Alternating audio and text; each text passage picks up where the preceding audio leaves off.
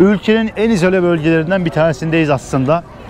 Bir tarafımız Zambiya, bir tarafımız Malawi. İnsanların hayatı çok farklı ya buralarda. Büyük şehirlerle bu ufak şehirler arasında çok büyük bir fark var. Afrika'nın her yerinde bu böyle. Çok net bir şekilde hissediyorsunuz o ayrımı. Bakın sokak yemeklerini nasıl satıyorlar. Asante sana. Jumbo. Bak muzlar. No Swahili.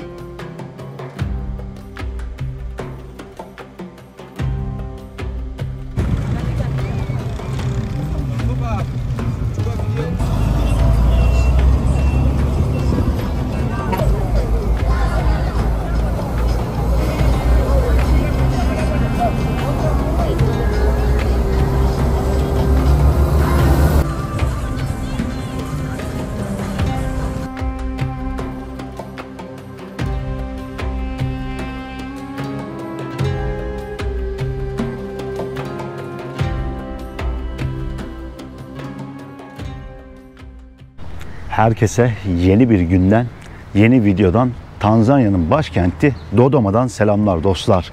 Şu anda sabah saat 11 civarı ve bizim için tekrardan yola koyulma vakti. Yavaştan artık bizim için Tanzanya'ya veda etme vakti geliyor. Bir ay aşkın süredir bu ülkedeydik ve çok yakında artık bu ülkeden ayrılacağız. Yeni ülkemize doğru yolculuğumuzun başlangıcını izleyeceksiniz aslında bu videoda ama henüz Tanzanya'dayız. Farklı bir şehre gideceğiz burada ve farklı bir şehri keşfedeceğiz. Iringa isimli bir şehir var buraya 4-5 saatlik mesafede. Yaklaşık 170 kilometre ama yolculuklar biliyorsunuz ki çok uzun sürüyor Afrika'da. 170 kilometre yol 4 saat, 5 saat, 7-8 saat hatta sürebiliyor yani ne olacağı hiç belli olmuyor. Uzun bir macera bizi bekliyor. Şöyle ilginç bir yerde kalıyorduk. Burası şehrin merkezine çok yakın. Bu arada adam bakın bir şeyleri ittiriyor. İnsanların yaşam alanı. Güzel bir otel bulmuştuk burada. Günlük 18 dolar gibi paraya böyle kahvaltı dahil bir yerde kaldık Dodoma şehrinde. Burada yalnızca 2 gün kaldık ve bugün artık veda vakti. Dediğim gibi aslında yeni ülkemize yolculuğumuz başlıyor. Ancak bu videoda Tanzanya'da farklı bir şehir göreceksiniz. Farklı bir şehre olan yolculuğumuzu göreceksiniz. Çok da fazla uzatmayayım. Çantalarımızı alalım Amber'la beraber. Bir tuktuğa atlayalım. Önce otobüs terminalinin yolunu tutalım. Ve ardından da yeni şehrimize doğru yolculuğumuz başlasın bakalım. Let's go. To our new city. Tuktuğumuzu çağırdık şimdi. Çantalarımız burada. Birazdan hemen atlayacağız tuktuğumuza. Ve 15 kilometre kadar ilerleyeceğiz buradan galiba. Evet şimdi tuktuğumuz geldi. Let's go. Bas. Şöyle bir tuktuk geçelim içeri hemen. Asante sana. Şu cama baksanıza. Burada tuktuklar biraz daha farklı. Otobüs durağına doğru bir galiba 15 kilometre falan ilerleyeceğiz. Ücreti de yaklaşık 3 dolar. Bilmiyorum beni ne kadar görebiliyorsunuz ama macera başladı yine dostlar. Etraf yollar bu şekilde. Bu sokak tamamen toprak yollardan. Tabi ana caddeye çıkınca düzeliyor etraf. Burası başkent olmasına rağmen ara mahallelerde bu tarz toprak yolları görebiliyorsunuz yine de. Gideceğimiz şehir ise son derece ufak bir şehir. Yalnızca yolumuzun üzeri olduğundan gidiyoruz şu anda. Umarım bir otobüs şeyi bulabiliriz terminalde.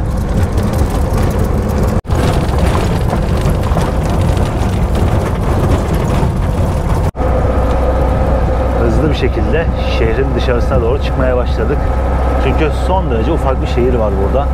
Kaldığımız noktada şehrin dışarısına yakındı. Tam böyle merkeziyle dış mahallelerin ortasında bir yerdeydi.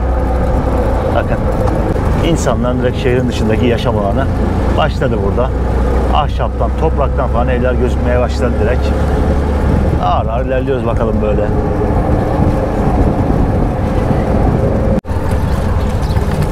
Şu girdiğimiz yola bakın yine. Bir anda ana yoldan çıkıp böyle bir yola girdik. Enteresan ya. Ara yollar hep bu şekilde. Bakın tamamen toprak, insanların evlerinin arası falan.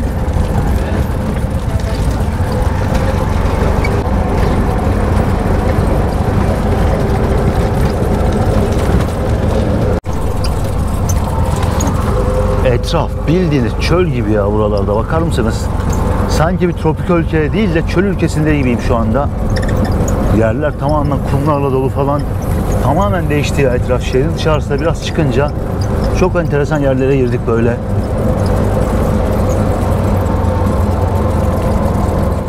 Şimdi şöyle değişik bir otobüs terminaline geldik ama bize gösterdikleri tarafta otobüs falan yok. Bu taraftan bineceksiniz dediler. Geçtik içeri, otobüs yok. Bilmiyoruz ne yapacağız. Terminalin bile diğer tarafı var. Bu taraftan bir diğer tarafa geçip bir de oraya bakacağız. Şu anda bomboş. Şansımıza artık. Evet, şimdi sıradan otobüslere bakınıyoruz böyle. Hangisi bizim gideceğimiz yere gidiyor diye. Halen daha emin değiliz. Birine soracağız. Artık hangi otobüs gidiyorsa, saat kaçta gidiyorsa onu atlayacağız. İnşallah buluruz yani. Gideceğimiz yer de ufak şehir. Şimdi maalesef ki burada otobüs falan bulamadık dostlar. Terminal bomboştu yani. Başka bir terminale gideceğiz. Şehirdeki farklı bir terminale gideceğiz şimdi. Bir de orada şansımızı deneyeceğiz. Ya maalesef ufak şehirlere gidecek olunca böyle sıkıntılar olabiliyor. Eğer bir büyük şehirden başka bir büyük şehre gidecekseniz sorun olmuyor ama ufak şehirler arasında gezecekseniz maalesef biraz daha zor. Galiba bu çevrede bir iki otobüs durağı daha var. Farklı firmaların ama hani çevre bayağı boş duruyor. Büyük ihtimalle burada bir şey bulamayız gibi. Bir tuk tuk çağırdık, şimdi bekliyoruz bakalım.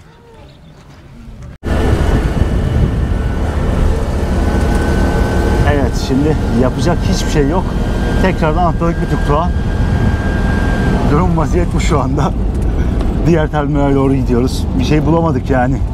Kapıda yine sorduk gelen insanlara ama yok yani. Maalesef bu şehir çok daha ufak bir şehir olduğu için her ne kadar başkent olsa da seçenek daha az. Daha az yere otobüs var. Saatinde gelmeniz gerekiyor. Direkt saatlerini tutturmanız lazım. Diğer şehirlerdeki direkt ben terminale gideyim bulayım olayı çok da yok gibi burada yani. Bilmiyorum. Umarım gideceğimiz diğer terminalde bir şey buluruz. Şehrin merkezine dönüyoruz aslında tekrardan. Oraya yakın olan terminale gideceğiz. Şansımıza göre artık bakalım.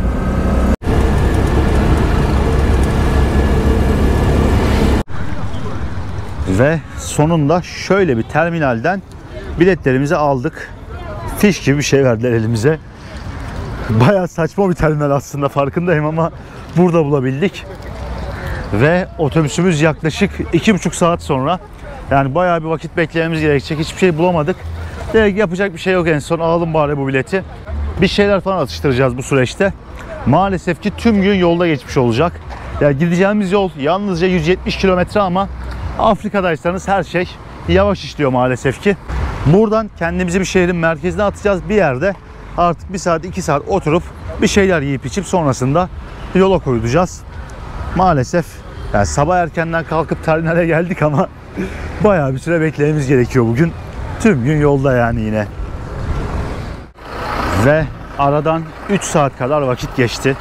Sonunda otobüsümüz geldi. Şöyle geçelim içerisine. Daha fazla oyalanmayalım. Let's go. Bilmiyorum nasıl bir ortam var içeride gerçekten. Fena durmuyor yani içerisi. Umarım beklediğimize değer.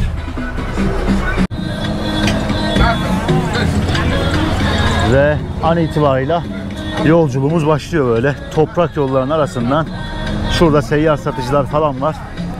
Sonunda yola çıktık. Bir yarım saat gecikmeyle. Son ses Tanzanya müzikleri çalıyor içeride. Bilmiyorum geliyor mu? Umarım gelmiyor. Telif falan yemeyiz. Otobüsün içi bayağı modern bu arada. Ben burada yanımda. Güzel bir otobüs denk geldi. 5-6 saat bundayız artık. Umarım iyi güzel bir yolculuk olur dostlar. Yani sabahtan beri 4-5 saattir bu otobüsün kalkmasını bekliyorduk. Daha doğrusu bu otobüsü beklemiyorduk da otobüs bulamadığımız için bu kadar beklemek zorunda kaldık. Afrika şartları. Alıştık artık yani. Her şey çok yavaş oluyor. İstediğiniz hızla gidemiyorsunuz hiçbir yere. Ne olacağı her zaman bir sürpriz bu kıtada. Neyle karşılaşacağınız her zaman bir sürpriz. Siz ben bugün şuraya gideceğim diyemiyorsunuz yani. En azından konforlu bir otobüsün içerisinde 7-8 dolar gibi para karşılığında 5-6 saatlik bir yol gidiyoruz.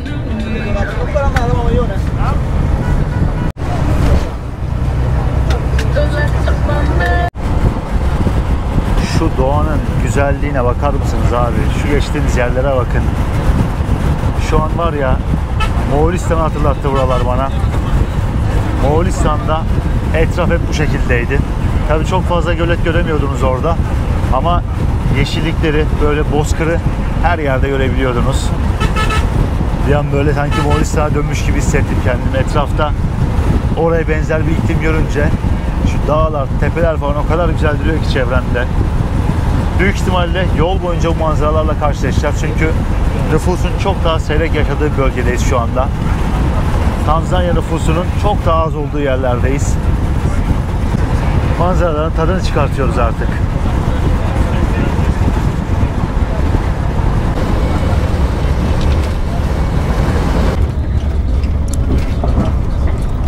Ve yine toprak yollara attık kendimizi.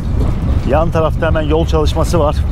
Ülkenin dört bir yanında bu görüntüleri görebiliyorsunuz. Hatta şu ana kadar gittiğim her Afrika ülkesinde bu görüntülerle sürekli karşılaştım.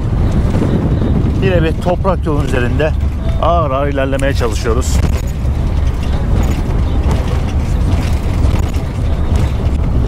Maalesef bu yol sıkıntısı Afrika'da birçok ülkede var. Yeni yollar yapıyorlar ama bu yollar ne zaman hazır olur, ne zaman düzelir belli değil yani. 3 saatlik yol 5 saat, 6 saat, 8-10 saat sürebiliyor yol olmadığı için. Aslında çok güzel yerlerden geçiyoruz şu anda. Böyle vadi gibi bir yerdeyiz. Etrafımızda her yerde çok güzel ağaçlar var. Az önce inanılmaz bir noktadan geçtik ama böyle bir yola girdik bir anda ve gösteremedim.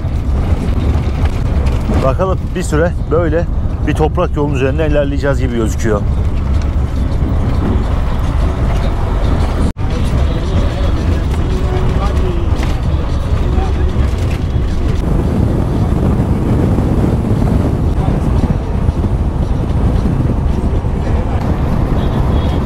Şuralarda hiçbir şekilde sinyal yok şu anda. Sıfır sinyal yani. Telefon dahi çekmiyor. Ve etraf oldukça kurak duruyor gördüğünüz üzere. Ve tek tük de olsa insanların evlerini görüyoruz. Hiçliğin ortasına yerleşmişler. Ya akarsu bile yok gördüğüm kadarıyla. Ve burada bu insanlar bir şekilde yaşıyorlar. Büyük ihtimalle hayvancılıkla uğraşıyorlar ama yani suyu nasıl buluyorlar, ne yapıyorlar gerçekten çok merak ediyorum. Çok farklı bir hayatları var ya insanların. Afrika'nın her yerinde çok uç örnekler görebiliyorsunuz.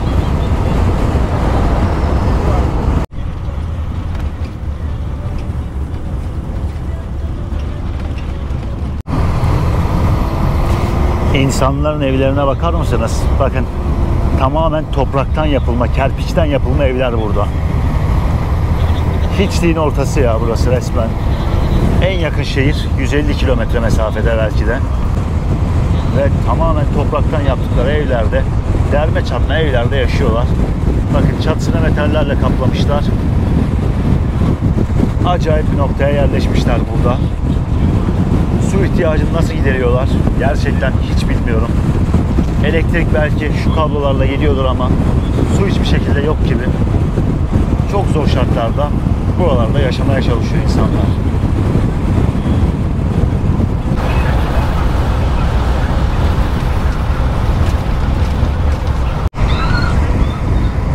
Şu geçtiğimiz köye bakar mısınız? Her yerde kıpkırmızı evler var resmen. Kırmızı topraktan yapılma evler. Burada kendilerine insanlar bu şekilde bir köy inşa etmişler. Çocuklar dışarıda oynuyor. Hayvanlarını gezdirenler denk geliyor ara ara. Çok farklı bir hayatları var ya burada. Gerçekten. Bakın şurada o kırmızı topraktan yaptıkları tuğlalar. Dışarıda yemek pişirenler var. Burada bambaşka bir hayat yaşıyorlar resmen.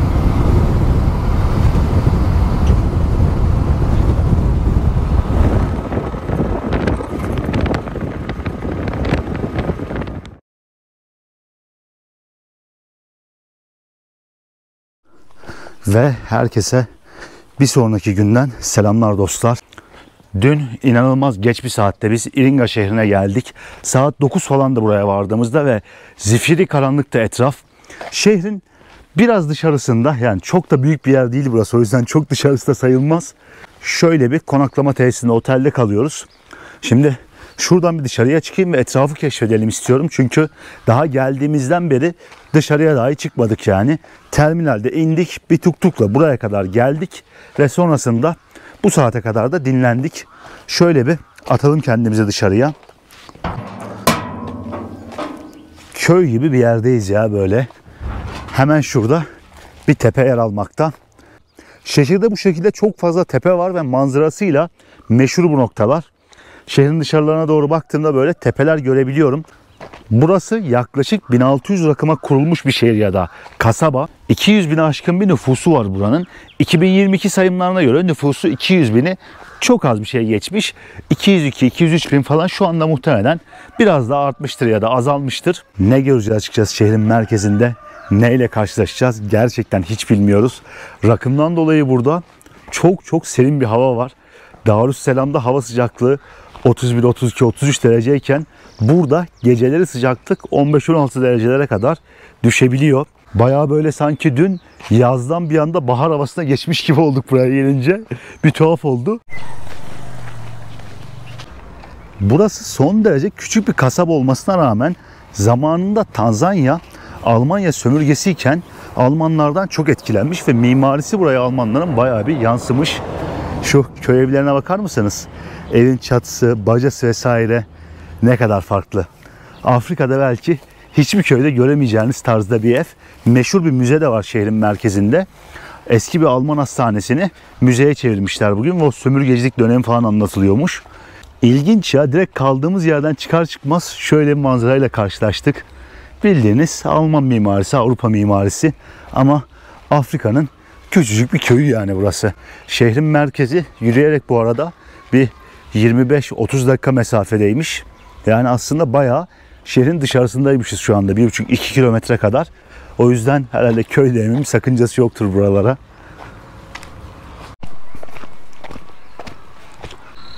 Şu insanların evlerine bakar mısınız ya? Afrika'da alışık olduğumuzun tamamen tersi evler. Normalde derme çatma evler yapar insanlar ama burada o Alman mimarisinin ne kadar yerleştiğini gerçekten görüyorsunuz. Bu kasaba hakkında bunu okumuştum daha önce. Zamanında Almanlar burada uzun süre kaldığı için mimariye gerçekten ciddi bir etki etmiş, kültüre ciddi bir etki etmiş ve bugün halen daha insanlar bu tarz evlerde yaşıyorlar. Etrafta halen daha inanılmaz bir sessizlik var ya. Bakın arkamız tamamen dağlarla çevrili. Her tarafımızda tepeler yer alıyor. Şu anda biraz daha merkezi bir yere geldik ama yani sokakta insan yok neredeyse. Açıkçası bunu beklemiyordum.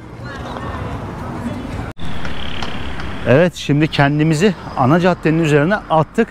Yalnız halen daha inanılmaz bir sakinlik var. Yani nerede bu insanlar gerçekten bilmiyorum ve Tanzanya'da gördüğüm belki de en organize yerleşim yeri olabilir burası şu anda. Kaldırımın üzerinden yürüyorsunuz yani şu kadar geniş bir kaldırımdan yürüyorsunuz. Bunu daha önce herhalde hiçbir şehirde görmedim Tanzanya'da. Vardır illaki böyle yerler ama bu kadar ufak bir yerleşim yerine göre bayağı organize geldi gözüme. Gerçekten güzel.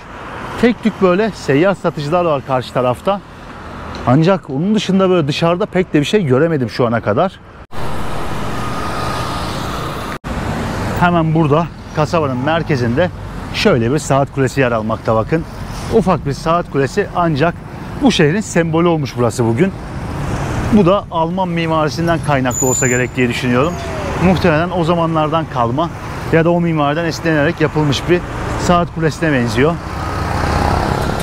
Etraf inanılmaz organize ya şu anda ve binalar, her şey gerçekten çok yeni duruyor, çok güzel duruyor. Bu tabi etrafta böyle kötü durumda olan insanları da görebiliyorsunuz yani. Halen daha Afrika'da olduğumuz gerçeği var. Bu gerçek değişmeyecek. Ancak bu şehir diğer şehirlere göre gözüme çok daha güzel geldi. O kadar çok seyyar satıcı yok. Sokaklar böyle daha düzenli. Binalar daha yeni duruyor. Gerçekten ilginç bir yerleşim yerine benziyor. Şurada ileride çok büyük bir cami yer almakta bakın. Tam böyle Osmanlı mimarisine göre yapılmış bir camiye benziyor. Birazdan bir gidip bakacağım. Şöyle bir sokak gördüm burada bakın. Şeker kamışları satıyorlar bu şekilde. Galiba buranın çarşısı burası. Ufak bir kasaba olduğundan çarşısı da ufak bir yere benziyor. Bakın hemen burada bir klasik seyyar satışlar başladı sokağa girince. Bu insanlar nerede diyordum ben. Meğerse herkes buralardaymış. Bir şekilde hayatta kalmaya çalışıyor insanlar. Seyyar satış yapıyorlar. Bu görüntüleri Afrika'nın her yerinde görebiliyorsunuz. Binalar, her şey bir anda değişti resmen. Nerede olursanız olun bir sokaktan içeriye girdiğiniz anda her şey değişebiliyor. Burada da bu gerçeği bir kez daha görmüş olduk. Bana bazen çok fazla pazar gösteriyorsun diyenler oluyor ama Afrika'nın da gerçekliği bu dostlar. Yani her yerde bu görüntüyle karşılaşıyorsunuz. Yalnızca yürüyüşe çıktık. Şehrin gerçekten çok yeni bir bölgesinden gezmeye başladık etrafı ama bir anda kendimizi böyle bir sokakta bulduk. Yani nerede olursanız olun bununla karşılaşıyorsunuz. Gerçekliği buraları.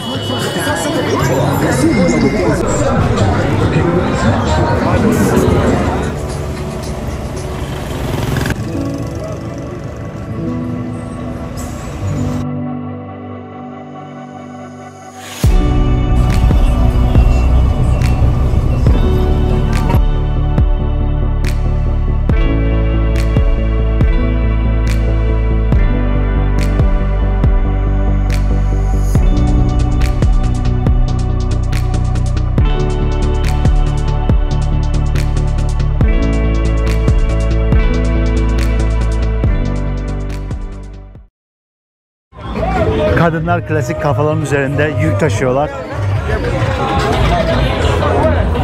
Jumbo. İnsanlar biraz daha mesafeliler burada turiste karşı. O dikkatimi çekti. Gelir gelmez. O güler yüzlülük biraz daha azaldı sanki. Çünkü turist görmeye alışık değiller. Hele ki böyle bir sokakta muhtemelen çok az turist görmüşlerdir daha önce ya da hiç görmemişlerdir. Jumbo. Bak çocuk belki 14-15 yaşında. İnanılmaz bir gürültü var. O yüzden biraz hızlı geçmeye çalışıyorum. Çünkü müzik sesleri vesaire çok birbirine gidebiliyor.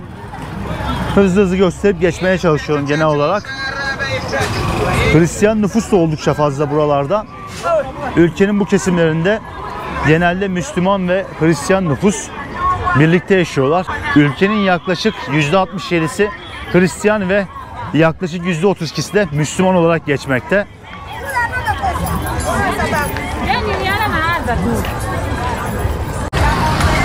Bakın şurada arkada bir restoran, kızartmalar pişiyor. Burada da yeşil muzları yükleniyor insanlar. Bu manzarayı da ülkenin her yerinde görebiliyorsunuz. Muz üretimi çok fazla Afrika ülkelerinde. Bu şekilde ağacından kesip satıyorlar direkt. Jumbo. Okay. It's okay. Bakın yemekler nasıl kızarıyor. Burada da tavuk şişler satılıyor. Ama o tavuk şişler ne zaman pişti, kaç gündür orada tamamen belirsizlik yani.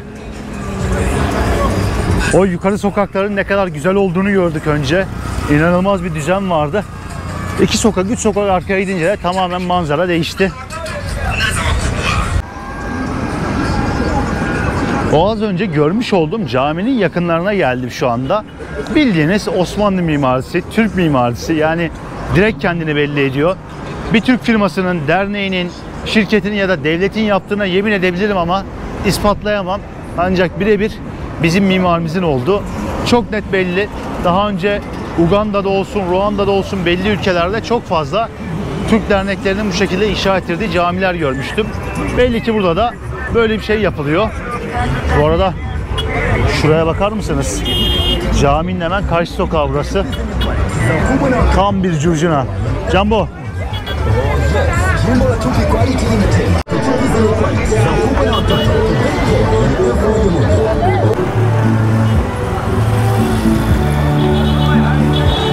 Dışarıda hiç kimse yok diyordum. Meğerse herkes bu sokaklardaymış. Hayat bu sokaklarda yaşanıyormuş.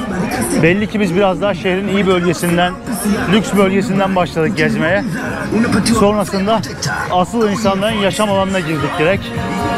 İnsanların yaşadığı bölgeler genelde bu şekilde oluyor işte.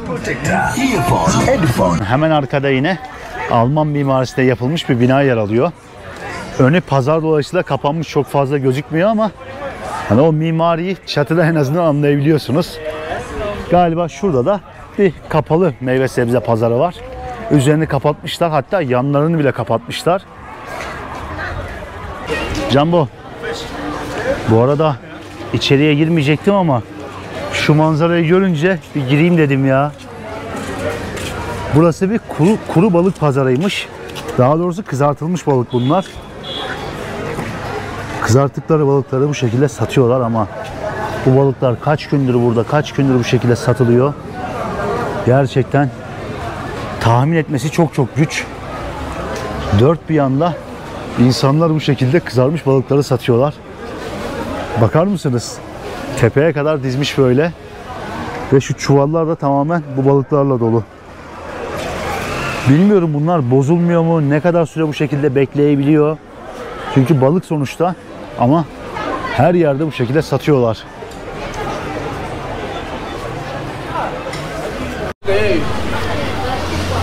İçeri girmeyi düşünmediğim bir yerdi ve girince bir anda öyle bir şeyle karşılaşmayı hiç beklemiyordum ya. Jumbo, BP. All good? Hakuna Matata. No Swahili. What's your name? Furkan. Furkan. Yeah. Yeah, from Turkey. From? Turkey. Turkey. Where you come from? Yeah, Turkey. Where you come from? Turkey. Turkey. Yeah. Have a good day. Welcome to Tanzania. Thank you. İnsanlar bayağı sıcakkanlı ya. Jumbo. Şurayı bir göstermek istiyorum size. Şu balıklara bakar mısınız? Envai çeşit kızartılmış balık var ya bu şekilde. Jumbo.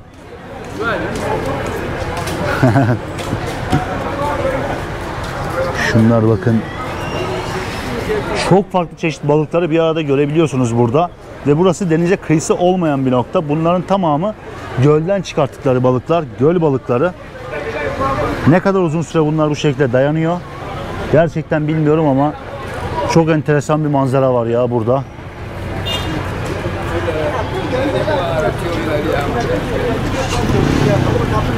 Bakar mısınız şuraya? Bildiğiniz kızarmış balık pazarı. Jumbo.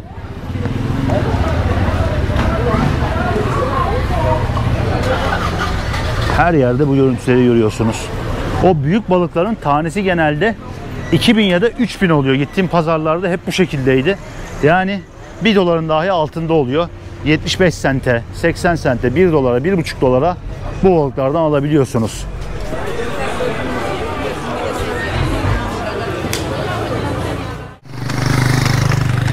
Her şehrin kendine özgü bir kültürü var gerçekten. Her şehirde ufak tefek de olsa farklılıklarla karşılaşıyorsunuz. İnsanlar inanılmaz sıcakkanlılar. Evet dostlar, bu ufak kasabayı biraz gezdik gördük. Artık bizim için geri dönüş vakti. Şöyle bir olduğumuz yeri göstereyim. Bir ara sokaktan içeri girdik yine. Kaldığımız yere doğru geri dönüyoruz. Karşımızda muhteşem bir dağ manzarası var. Devasa kayalar var dağın üzerinde. Çok güzel duruyor. Bu şehrin de olayı bu herhalde. Tamamen dağların etrafında olması ve muhteşem bir doğaya sahip olması. Burası yalnızca bizim yol üzerinde dinleneceğimiz bir yer oldu. Çünkü çok uzun saatler süren bir otobüs yolculuğu yaptık dün. Yani dedik burada bir gün en azından mola verelim. Sonrasında sınıra doğru devam edelim. Yarın sabah erkenden tekrardan yola koyulacağız aslında. Ve muhtemelen 8-10 saatlik bir başka yolculuk daha yapacağız buradan. Ve sonrasında yeni ülkemizin sınır kapısına ulaşmış olacağız artık. Böyle köylerde konaklayıp ne bileyim acayip yerel şehirlerden geçip yeni ülkemizin bulunduğu sınır kapısına ulaşacağız. Bugün artık burada videoyu kapatalım ve yarın kaldığımız yerden sabahın erken saatlerinde yolculuğumuza devam edelim. Hop. Ve herkese bir sonraki günün sabahından selamlar dostlar. Dün kaldığımız yerden ayrılıyoruz şu anda. Good morning. Günaydın. Şöyle bir ilerleyelim bakalım. Otobüs terminaline doğru gitmemiz gerekiyor. Şu anda üzerimizde kısa kollu var ama acayip serin bir hava var abi. Yani 16-17 derece falan galiba sıcaklık. Saat daha sabah 9 civarında şu anda. Erken uyandık ve direkt olarak yola koyulalım istedik. Çünkü binmemiz gereken otobüs saat 10'daymış ve 7-8 saat falan yolumuz var bugün yine. Bu video böyle yollarda geçecek gibi. Neyle karşılaşacağız, ne karşımıza çıkacak yine bilmiyoruz. Bildiğiniz Tanzanya'nın köylerinde, kasabalarında, şehirlerin arasında ilerliyoruz bu videoda. Videonun sonunda artık kendimizi 2 ülkenin sınırına atacağız. Hatta 3 ülkenin sınır şehrine atacağız ve bir sonraki videoda da artık yeni ülkemize geçeceğiz. Bayağı aslında uzun süreli bir macera bizi bekliyor. Evet. Aylar sonra motoru üçledik yine. Let's go. En son Uganda'da bu şekilde motora biniyorduk sürekli. Hatta ülkeden ayrılırken bile motora 3 kişi binmiştik Uganda'da. Uganda'dan sonra herhalde çok uzun bir zaman sonra ilk kez bindik böyle. Tanzanya'da herhalde sadece bir kere binmiştik. Yanlış değilsem. Böyle gidiyoruz bakalım dostlar. Bir 10 dakika falan yolumuz var. İnanılmaz soğuk rüzgar esiyor şu anda. Hava gerçekten çok serin burada. Yani tropikalli falan kalmadı. Direkt karasal iklime döndü resmen. Hava şartları çünkü rakım 1600 bu şehirde. 3 kişi otobüs terminalini yolunu tutacağız. Umarım direkt buluruz otobüsümüz ve yolculuğumuz başlar.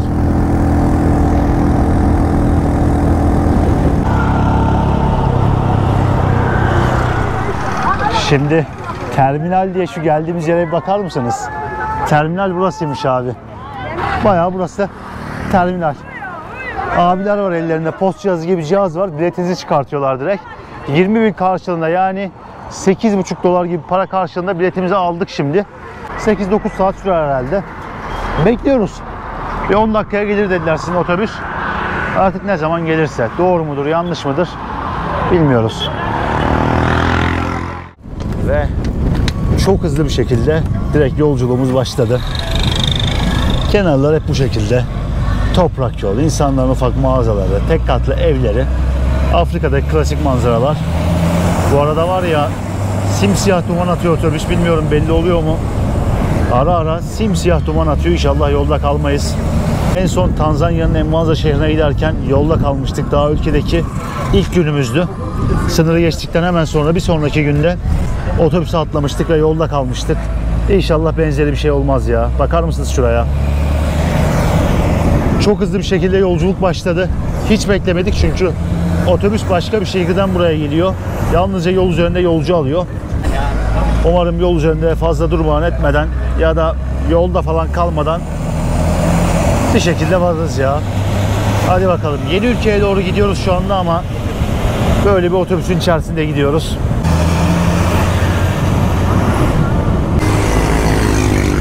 Ve şehrin dışarısına çıkar çıkmaz şu manzaranın güzelliğine bakar mısınız? Evler resmen dağların tepesine doğru sıralanıyor.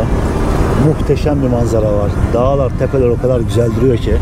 Bana böyle buralar Vietnam'ı hatırlattı. Zamanında Vietnam'ın kuzeyinde motosiklet yolculuğu yapmıştım. Günlerce süren 17-18 gün motosikletle Vietnam'ı gezmiştim. Ve bu tarz yerleri çok fazla görmüştüm. Afrika'da böyle bir yer herhalde daha önce görmedim geldiğimden beri. Dağlar o kadar güzel duruyor ki o tepesindeki kayalarla beraber gerçekten muhteşem bir nokta ya. Bu şekilde doğanın içerisinde ilerliyoruz bir süredir dostlar. Arada mısır tarlaları görüyorum sürekli. Çok fazla insan mısır ekiyor. Mısır ve ayçiçeği tarlası çok fazla var etrafta. Rakım yüksek olduğundan belli ki bu coğrafyada bunlar çok fazla yetişiyor. Ülkenin diğer kesimlerinde hiç görmemiştim. Tepeler hep bu şekilde kayalarla kaplı. Yaklaşık bir saattir yoldayız şu anda. Ağır ağır devam ediyoruz bakalım. Bakın hemen burada yine bir mısır tarlası var yukarıda. Bilmiyorum ne kadar belli oluyor. Evlerin önüne bol bol mısır ekmişler. Bu görüntüleri çok sık bir şekilde görebiliyorsunuz ya.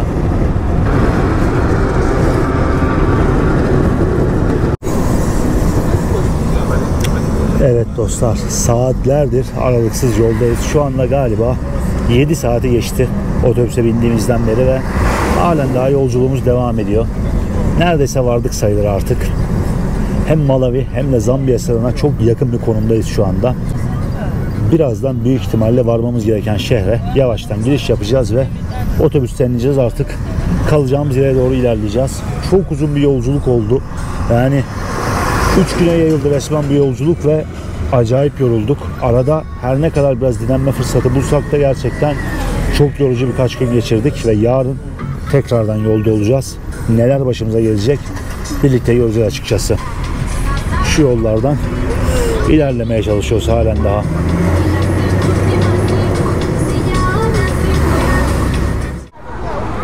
Ve uzun saatlerin ardından, 7 saatin ardından sonunda vardık. 1700 rakımlı bir şehrin dışarısındayız şu anda. Burası geldiğimiz otobüs terminali. Tam burada. Tired? So tired. Let's go this way. Şimdi şurada bir tuk bir şey bulacağız çünkü şehrin bayağı dışarısındaymış bu terminal. Etrafta seyyar satıcılar, klasik görüntüler. Bakın otobüsteki insanlara bir şeyler satmaya çalışıyorlar. Ve bayağı kalabalık bir terminal. Saat 10'da otobüse binmiştik. 10 civarı binmiştik ve şu anda saat tam 5 zannedersem. Yani tam 7 saatlik bir yolculukla ulaştık buraya. Beklediğimizden kısa sürdü aslında. Ben 8-9 saat sürer diyordum ama çok durmadık yolda. Böyle acayip bir noktadayız şu anda. Dostlar, burası Malawi ve Zambiya'nın sınırında yer alıyor. Enteresan bir şehir. Jumbo. Abla bayağı güler yüzlü ya. Genelsi. Bakın sokak yemeklerini nasıl satıyorlar. Asante sana. Jumbo. Bak muzlar. No Swahili. Just okay, thank you. Şöyle geçelim. İnsanlar buralarda çok fazla turist görmediği için gerçekten sıcaklar. Son gittiğimiz şehirde de böyleydi. Artık turistik kısımdan tamamen uzaklaştık. Ülkenin en izole bölgelerinden bir tanesindeyiz aslında. Bir tarafımız Zambiya, bir tarafımız Malawi, bir tarafımız da Tanzanya. Jumbo Rafiki. Bakın ne kadar güler yüzlüler. Kameraya çekiyorsunuz falan, hiçbir şeyleri yok ya. Kötü düşünceleri yok. Jumbo.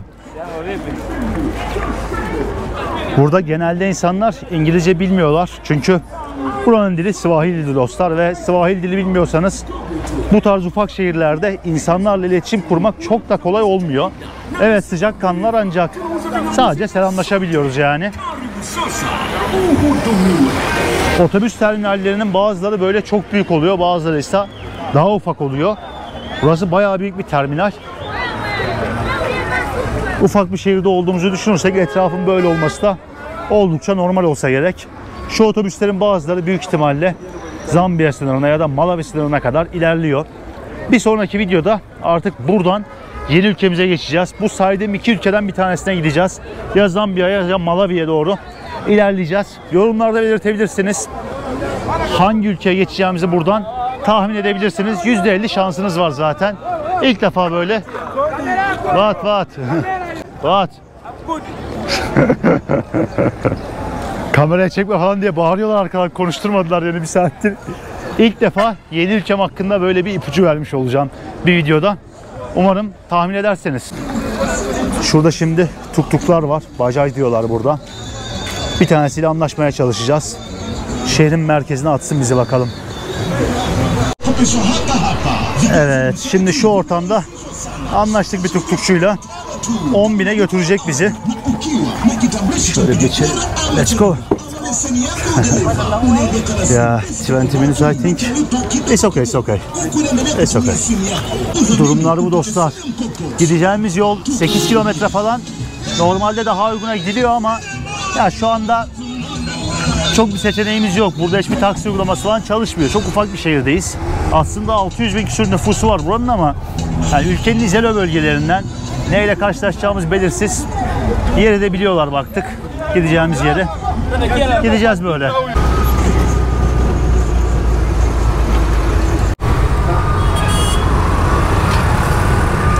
Etraf çok fena halde değişmeye başladı ya. Terminalden uzaklaştıkça etraf değişiyor resmen şu anda.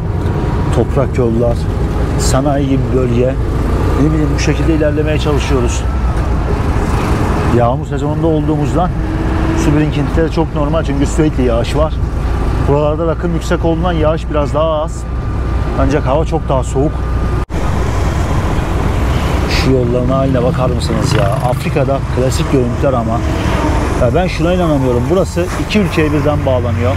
Ruanda karasınında da benzer bir görüntü vardı. Burada da benzer bir görüntü var. Her taraf inşaat, toprak yollar falan. Gerçekten çok fena. Yani bu şehirden bir saat kadar daha gittiğinizde iki farklı ülkenin kara sınırına ulaşıyorsunuz ama şehrin içerisinde durum bu. Yollar vesaire hep bu şekilde. Galiba şurada yeni bir yol inşaatı var. İnsanların hayatı çok farklı ya buralarda. Büyük şehirlerle bu ufak şehirler arasında çok büyük bir fark var. Afrika'nın her yerinde bu böyle. Çok net bir şekilde hissediyorsunuz o ayrımı. Yani büyük şehirdeki fakirlikle buradaki fakirlik arasında dahi çok büyük bir ayrım var bence.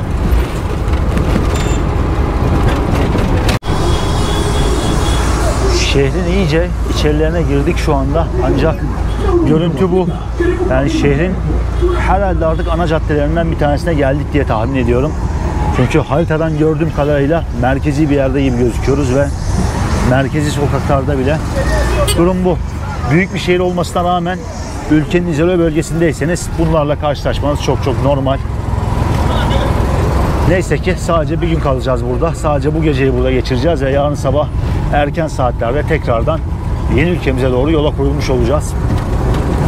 Açıkçası biraz olsun sokakları görmeyi, gezmeyi istiyorum. Hava neredeyse kararacak. Saat artık 5.30-6.30 gibi hava kararıyor. Hava kararmadan biraz olsun etrafı bir gezelim, görelim istiyorum. Çünkü bu şehir yola çıkış amacımızdı. Buraya varmak istiyorduk ve artık 2 günün sonunda varmamız gereken noktaya ulaştık. Biraz olsun geldiğimiz şehri gezelim, etrafı görelim istiyorum burada. Tabii öncesinde bir yere yerleşmemiz lazım. Bir otel bulmamız lazım. Bilmiyoruz artık. Güzel bir yer bulabilecek miyiz?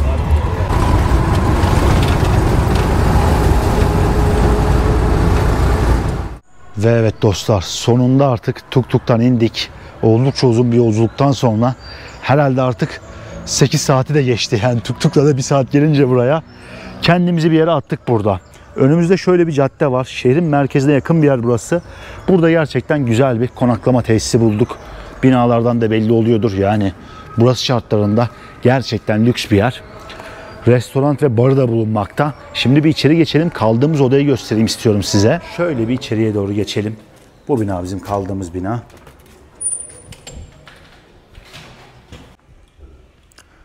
Evet, şöyle bir kaldığımız odayı, daha doğrusu kalacağımız odayı göstereyim. Hemen şurada bir televizyonumuz var. Bayağı büyük bir televizyonumuz var. Biraz ufak bir yatak var. Tepede bir vantilatörümüz var şöyle. Ve giriş kattayız. Şöyle belli oluyordur herhalde. Hemen şurası da duşumuz, tuvaletimiz klasik. Fena değil yani. Gerçekten gayet güzel ve temiz bir yer dostlar. Bu tarz bir yer bulabilmek önemliydi. Buranın gecelik fiyatı 50.000 şilindi. Yani o da ne yapıyor derseniz 18 dolara tekabül ediyor. Bence fiyat performans olarak bayağı iyi. Hele ki olduğumuz şehri gördünüz. Yani dışarısı çok fena. Gerçekten acayip yerlerden geçerek geldik ve bu şehirde, bu kadar izole bir bölgede böyle bir konaklama bulabildiğimiz için şanslıyız bence. Şimdi eşyalarımızı bırakacağız burada. Eşyalarımızı bıraktıktan sonra bir dışarı atacağım ben kendimi. Biraz etrafı göstereyim istiyorum size. Biraz geldiğimiz şehri görelim ve sonrasında da yavaştan veda edelim artık. Hem Zambiya'nın hem de Malawi'nin sınırında çok ilginç bir şehirdeyiz şu anda ve Tanzanya'daki son günümüz bugün büyük ihtimalle. Eğer bir aksilik çıkmazsa yarın yolda olacağız tekrardan. Şimdi Amber konakladığımız yerde odamızda kaldı. Ben tek başıma kendimi sokaklara atıyorum. Biraz olsun etrafı görmek istiyorum gün kararmadan. Cambo. Bak elinde televizyonla gidiyor. Hemen şurada komşularımız var belli ki. İnsanların evleri hep bu şekilde. Önümde bir kadın bakın çocuğuyla sırtında. Yavaş yavaş ilerliyor. İnsanların evlerinin önündeki duvarlarda şu cam kırıklarını çok sık görüyorsunuz. Güvenlik amaçlı yapıyorlar tabii ki. Birisi tırmanmasın, eve hırsız girmesin diye yapıyorlar. Latin Amerika'da çokça yapılıyordu bu. Şimdi şehirde gezilecek neresi var? Nereye gidebilirim gerçekten bilmiyorum. Direkt kendimi kaldığım yerden sokağa attım ve hava kararmak üzere.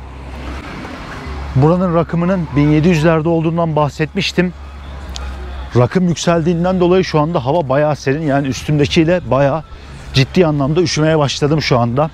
Sokaklar az çok gördünüz zaten tuk-tukla gelirken. Çok bir beklentim yok benim de, ancak ufak da olsa böyle bir dolaşmak istiyorum en azından. Tam neredeyiz, şehrin hangi kısmında kalıyoruz gerçekten bilmiyorum. Ama merkezine yakın bir konumda olduğumuzdan eminim.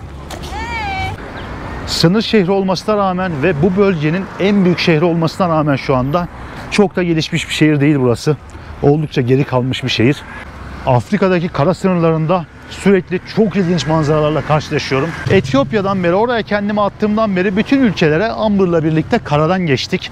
Tüm ülkelere kendimizi karadan attık ve gittiğimiz her kara sınırında birbirinden ilginç manzaralarla karşılaştık. Açıkçası burada nelerle karşılaşacağız gerçekten merak ediyorum. Yani sınır şehrini az çok tuk-tuk'ta gördük. Şimdi etrafı yürüyerek keşfediyoruz. Fena durmuyor ama oldukça geri kalmış bir bölge. Kara sınırına doğru artık neler olur gerçekten bilmiyorum. Çünkü daha buradan bir saat daha yol gideceğiz ve daha da izole yerlerden geçeceğiz. Bakın bisiklet kullanımı çok yaygın gibi. İleride birkaç kişi daha bisikletle geliyor. Ve sonunda ana caddeye attım kendimi. Şehrin bu kısmı biraz daha düzgün gibi. Yani etrafta biraz daha yeni binalar vesaire de yer almakta. Ancak seyyar satıcıları vesaire yine her yerde görüyorsunuz tabii ki. Belli ki şehrin biraz daha iyi bir kısmında kalıyoruz şu anda. Burada bile görüntü bu şekilde. İlk geçtiğimiz kısımlar çok fenaydı. Şöyle bir karşıya attım kendimi. Çok fazla gezemeyeceğiz burayı. Çok fazla göremeyeceğiz. En azından ufak da olsa bir etrafı keşfediyoruz. Çünkü hava kararmak üzere. Jumbo. Muhtemelen bir yarım saate, 20 dakikaya falan hava kararmış olur. O yüzden çok böyle uzaklaşamayacağım. Derinlemesine göremeyeceğiz etrafı. En azından bir fikir sahibi olalım diye geziyoruz şu anda. Maalesef çok uzun bir yolculuğu geride bıraktım. Yani bitmek bilmeyen bir yolculuk yaptım. Sonunda artık varmak istediğimiz şehre ulaştık ama canımız çıktı. Ve daha buradan da gideceğimiz bir bu kadar daha yol var. Hatta çok daha fazlası var. Yani büyük ihtimalle bir sonraki videoda yeni ülkemize gireceğiz ama nerede bitireceğiz, nerelere gideceğiz, neler yaşayacağız? Yani büyük ihtimalle bir sonraki videoda çok daha yorucu bir yolculuğu geride bırakacağız. Geçen insanlara bakın bu arada. Bisikletiyle yük taşıyan, motosikletiyle yük taşıyan vesaire çok fazla insan var. Şehrin merkezi bir noktasındayız ama bu noktada bile hayat bu şekilde. İnsanların çok farklı bir hayatı var ya, Afrika'nın her yerinde.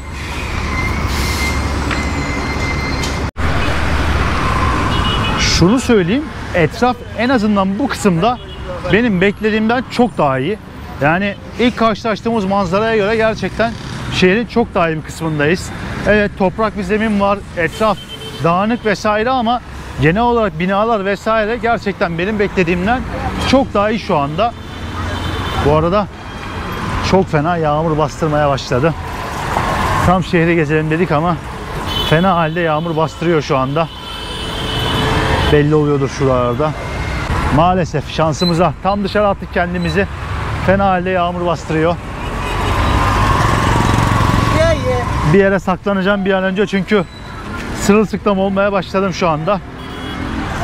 Sonunda gelmek istediğim şehre geldim ama gelir gelmez yağmur karşıladı bizi. Yapacak bir şey yok. Yağmur sezonunda bunlar çok normal. Bak şeker kamışı, yer fıstığı, Jumbo. Yeah. How are you? Good? All good. Thank you. Bayağı güler yüzler ya. Kamerayı siliyordum az önce, baktım gülümsüyorlar ben geçerken. Dedim ufaktan bir göstereyim. Galiba yine ufak bir pazar kurulmuş buraya. Ufak bir pazar kurulmuş ama fena halde de yağmur yağıyor. Bilmiyorum bu yağmurun altına ne yapacaklar yani bu insanlar. Şu hava koşullarına rağmen bir şekilde çalışmaya, para kazanmaya çalışıyorlar.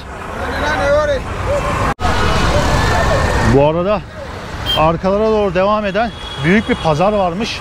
Şimdi fark ettim ben de.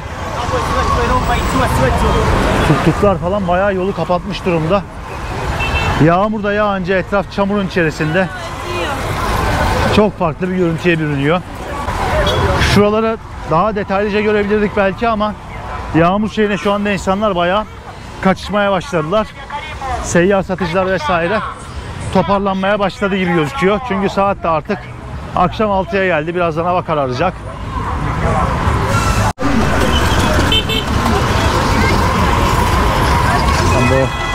Evet dostlar, yeni şehrimiz böyle bir yer. Maalesef çok bir şey göremedik. Keşke daha detaylıca gezebilseydik ama şu anda mümkün değil.